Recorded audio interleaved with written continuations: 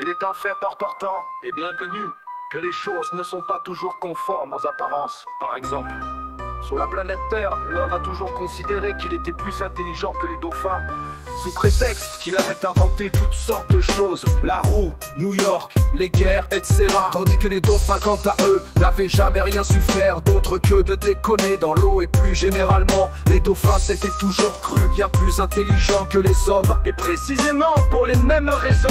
Durant un moment, il ne se produisit rien, puis au bout d'une seconde à peu près, il continua de ne rien se produire.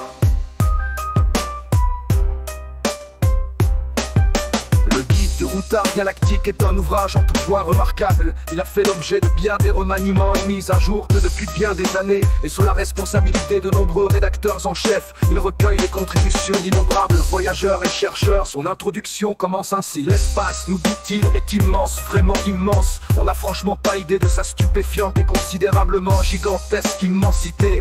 Je veux dire qu'on peut croire qu'en gros ça fait loin, comme d'ici au bistrot du coin, mais en fait c'est de la nonote comparé aux dimensions de l'espace, tenez, et ainsi de suite.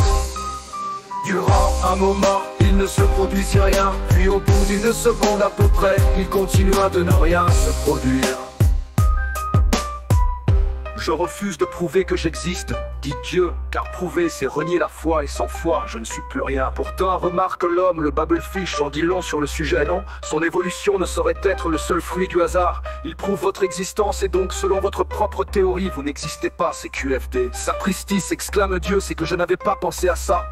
Et sur le champ il disparaît dans une bouffée de logique. Bah c'était facile, dit l'homme, puis en guise de rappel il se met à prouver sur sa lancée que le noir et blanc est fini écrasé sur le premier passage pour piéton.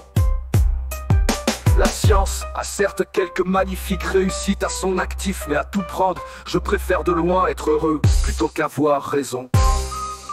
Durant un moment, il ne se produisit rien, puis au bout d'une seconde à peu près, il continua de ne rien se produire.